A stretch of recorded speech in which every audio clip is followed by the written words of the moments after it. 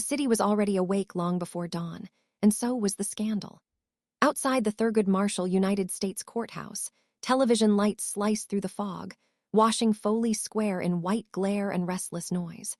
Reporters lined up behind barricades like soldiers waiting for battle. Every few minutes a helicopter passed overhead, cameras trained on the building as though history were about to leak from its windows. The night air smelled of rain, metal, and coffee. A woman in a red coat was live on MSNBC, her voice trembling with excitement. "This isn't just a trial," she said into the mic. "It's political theater. Melania Trump versus Jasmine Crockett. The First Lady versus the firebrand Congresswoman. And it begins in just 2 hours." In a suite at the Plaza Hotel, Melania Trump stared into the mirror as her makeup artist dabbed foundation over skin that already looked porcelain. She didn't move, barely breathed. Her reflection was flawless, untouchable, and yet there was something brittle about her stillness. Behind her, attorney Charles Harder spoke into his phone, packing the length of the room. "Yes, we've filed the motion. No, the texts won't be admissible. They're fabrications. I don't care what Twitter says." He ended the call and looked at her reflection. "We need you calm. No expressions, no reactions. The jury must see you as dignity itself." Melania gave a small nod. "I always am." Down the hall, 2 of her aides scrolled through trending hashtags. "Crockett Clapback is already number 2, one whispered. The other frowned. "Number 1 is fake wife files." Melania's jaw tightened, but she said nothing. Only her reflection blinked. Across town, in a narrow office lined with protest posters and coffee cups, Rep. Jasmine Crockett sat surrounded by her team. She wore no makeup, just a gray hoodie and tired eyes that still burned. "They're going to call me a liar, a racist, and a witch," she said flatly. "They'll say I'm doing this for fame, but tomorrow they'll see I brought facts to a gunfight." Her chief of staff grinned. "You sure you want to show everything?" Crockett smirked. "Oh, I'm not showing everything, just enough to end her." By sunrise, the courthouse steps were a carnival of chaos. Trump loyalists waved flags and carried posters of Melania's Vogue cover. Activists countered with "Truth has receipts" banners. The smell of street food mingled with sweat and adrenaline. CNN reporters rehearsed their intros, and a Fox News correspondent practiced his witch hunt tone in the mirror of a news van. Inside, federal marshals swept the courtroom twice. Secret Service agents took their places. At 9:27 a.m., the doors opened. Melania entered first. The crowd surged forward, flashes exploding like fireworks. She moved with that same slow, deliberate grace, each step measured, her heels echoing across marble. People went silent as she passed. To some, she looked like royalty. To others, like a ghost of a crumbling empire. She sat down beside Harder, who whispered something only she could hear. Her eyes never left the judge's bench. Then came Jasmine Crockett. The room changed temperature when she entered. Dressed in a red power suit that dared anyone to look away, she walked straight down the aisle, her head high, her lips curved just enough to say she wasn't intimidated. A murmur rolled through the audience. "That's her," someone whispered. "That's the congresswoman who called Melania a fake wife." Another voice muttered, "She doesn't look scared at all." Judge Alvin Hellerstein entered moments later, the bailiff's call echoing off the walls. 92 years old, sharp as a blade. He had seen mobsters, billionaires, and presidents pass through this courtroom. Today, it was a war between a former first lady and a rising political star. He adjusted his glasses, looked over the packed gallery, and sighed. "If anyone so much as breathes out of turn," he said, "I will clear this room. Understood?" The silence that followed was thick enough to touch. He banged the gavel once. "Trump versus Crockett. Case 125 CV 09234. Plaintiff alleges defamation per se. Defendant claims truth and First Amendment protection. Counsel, proceed." Harder rose first. He smoothed his tie and approached the podium like a man stepping onto a stage. "Your Honor," he began, his voice smooth, practiced, and dripping with control. "The defendant's statements were malicious. Representative Crockett accused my client of being a fake wife who married for citizenship. These are not opinions, not jokes, not political banter. They are lies, designed to humiliate a woman who served this nation with grace." He turned toward Melania, who gazed ahead, unblinking. "Mrs. Trump is not just a former First Lady. She is a mother, a public figure, and a symbol of integrity. She deserves justice." Murmurs rose, cameras clicked. The courtroom hummed with attention. Even the judge seemed to lean forward slightly. When Harder finished, Crockett stood slowly. Her heels clicked once, twice, 3 times, and then silence followed her like a shadow. She walked to the podium and adjusted the microphone. "Your Honor," she said, her voice calm but edged with steel, "truth is an absolute defense, and I've got receipts." It was the way she said it, casual, confident, final, that made the air shift. People straightened in their seats. Harder froze. Melania's left hand tightened around her pen, the only sign of movement she'd shown all morning. Outside, a gust of wind rattled the courthouse windows, and for a second, it felt like even Manhattan was holding its breath. Crockett lifted her phone. "Let's start simple," she said. The projector hummed to life, casting light over the oak panels. A faint blue glow washed over the faces in the crowd. "These," she said, "are authenticated, time-stamped, and verified." She pressed a button, and the first image appeared on the wall, a screenshot, familiar interface, black text on a white screen. "These," she said, "are text messages between Mrs. Trump and her son, Barron." Gasps echoed. Harder stepped forward. "Objection, we haven't confirmed." But Crockett's voice cut through him like a blade. "Oh, you'll confirm. Everyone will." The judge raised a brow. "You have authentication." "3 independent forensic analysts," Crockett replied. "Blockchain verified, cross-referenced with the plaintiff's iCloud metadata, every timestamp matches." The murmuring grew louder, a tidal wave of disbelief. Melania's jaw tightened, and for the first time she blinked slowly once.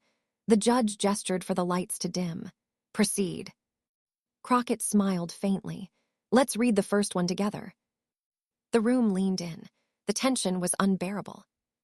Texts, Melania to Barron, March 14, 2025, 2:47 a.m. And then the courtroom held its breath as Crockett's voice, low and precise, began to read the words that would shatter everything. Crockett's voice was calm, but the tremor beneath it was unmistakable. She looked at the screen and began to read. "Melania, he's asking too many questions again." "Barron, he's my father, Mom." "Melania, he's his father, not yours. Never forget that." The room fell utterly silent. No one even breathed. Then chaos. Reporters gasped. Someone dropped a pen that clattered like thunder. Harder shot to his feet. "Objection, Your Honor, fabrication. This is an invasion of privacy." "Sit down, counselor," Judge Hellerstein snapped. His tone had gone from measured to lethal. "This will be verified, but if it's true, it's not fabrication. Continue, Ms. Crockett." Crockett's eyes didn't move from the screen. "Thank you, Your Honor."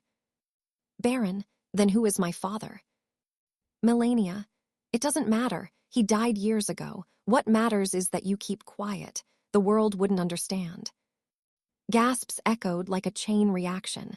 Melania's face didn't move, but her knuckles turned white. Harder whispered something frantically in her ear, but she didn't respond. The judge adjusted his glasses, staring down at the pages in front of him like they were explosives. "Ms. Crockett," he said slowly, "I trust you're prepared to substantiate these messages." "I am," Crockett said, tapping her tablet. The screen split into 3 panels, timestamps, message metadata, and a digital certificate signed by Cipher Trace Forensics. The chain of evidence appeared seamless. "Verified independently," she said.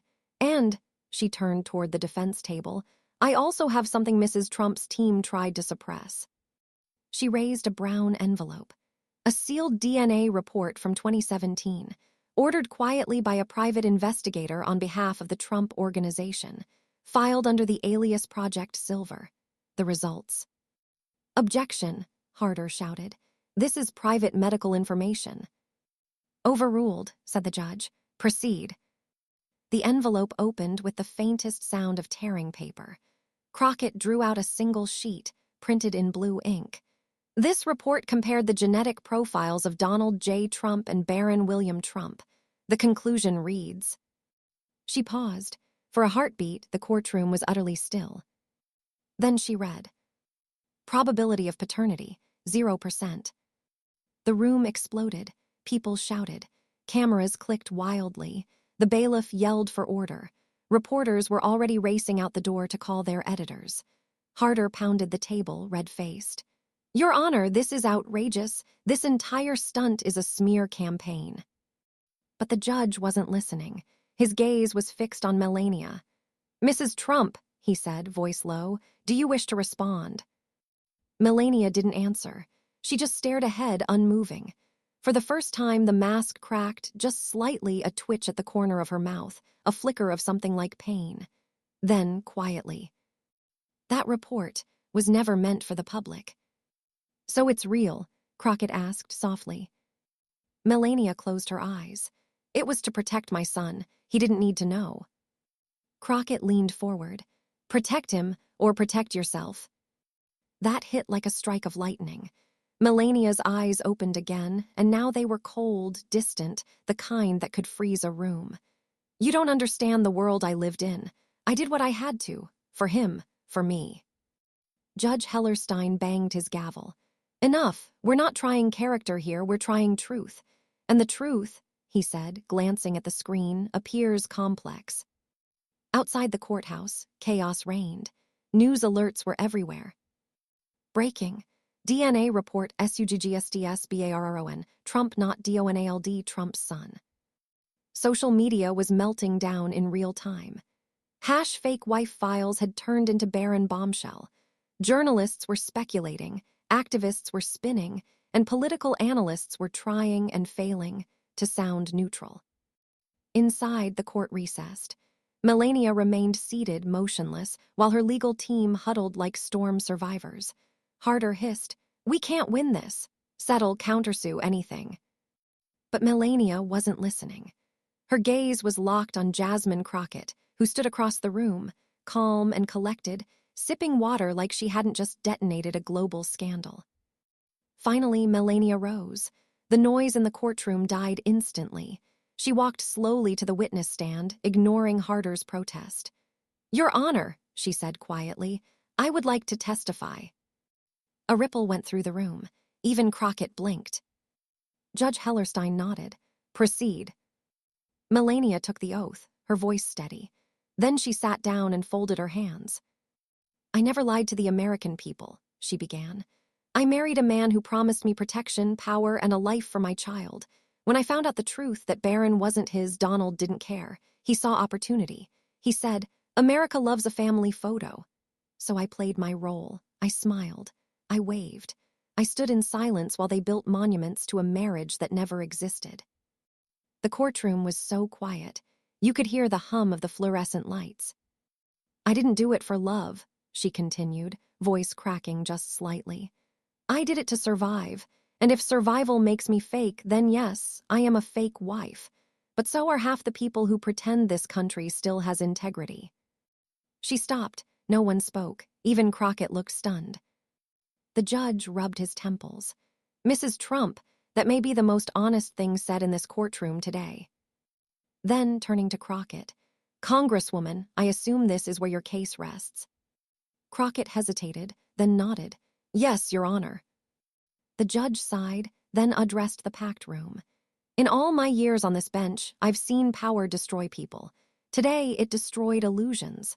The court finds in favor of the defendant, Representative Jasmine Crockett. Statements made were substantially true and protected under the First Amendment." The gavel came down with a single, heavy strike. Cameras went wild. Reporters shouted questions that drowned each other out. Melania stood, looking small for the first time. Harder tried to guide her out, but she shook him off.